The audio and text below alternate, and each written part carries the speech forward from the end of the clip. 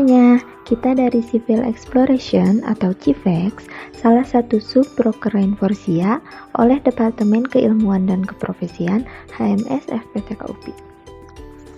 Kali ini kita akan membahas mengenai base isolation sebagai salah satu sistem peredam gempa.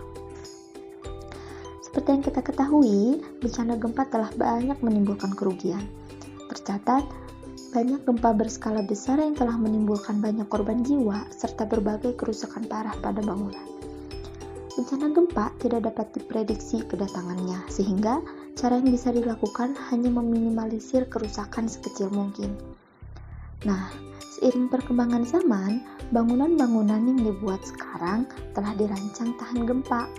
Konsep perencanaan bangunan tahan gempa ini biasanya dibuat dengan meningkatkan kapasitas tahanan struktur dengan memperhitungkan beban gempa agar kapasitas struktur bangunan lebih besar dari beban yang dipikul bangunan.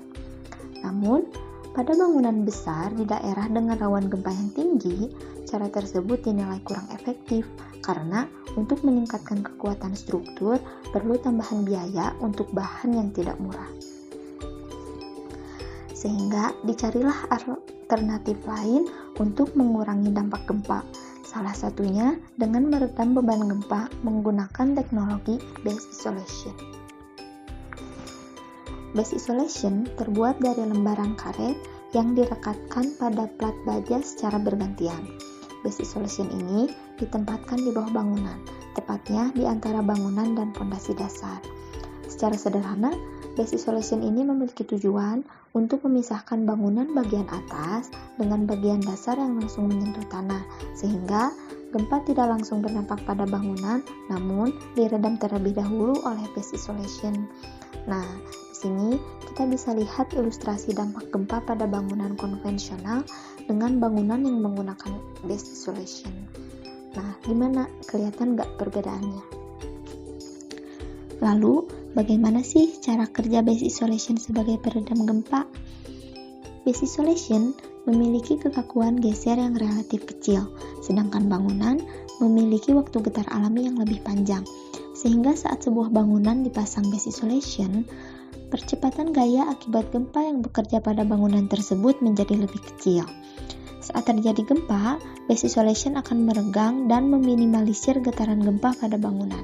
Selain itu, base isolation juga memiliki sifat yang elastis, sehingga saat terjadi getaran atau guncangan, ia akan kembali ke posisi semula. Nah, di sini kita bisa melihat simulasi yang dilakukan pada bangunan untuk melihat perbedaan antara bangunan biasa dengan bangunan yang menggunakan base isolation dengan struktur yang sama. Pada bangunan yang menggunakan base isolation, saat terjadi guncangan, bangunan ikut bergerak. Namun, dampak pada bangunan relatif kecil. Sedangkan pada bangunan biasa, guncangan langsung berdampak pada bangunan dan merusak struktur bangunan. Dari sini, kita bisa lihat efektivitas penggunaan base isolation pada bangunan.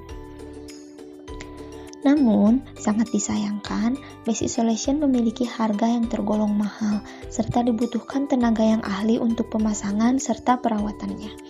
Sehingga untuk saat ini, base isolation baru digunakan pada bangunan-bangunan yang berskala besar dan memiliki risiko yang tinggi terhadap gempa.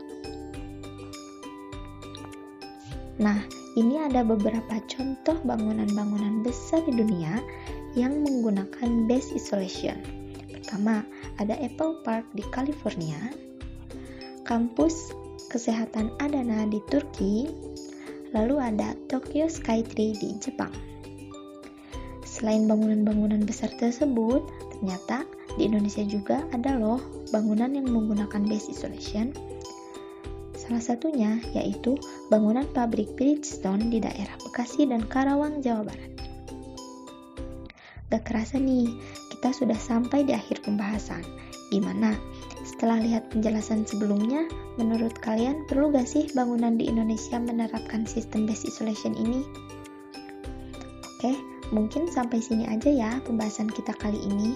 Untuk pembahasan menarik lainnya, stay tune di konten Rainforsia selanjutnya ya. See you on the next video.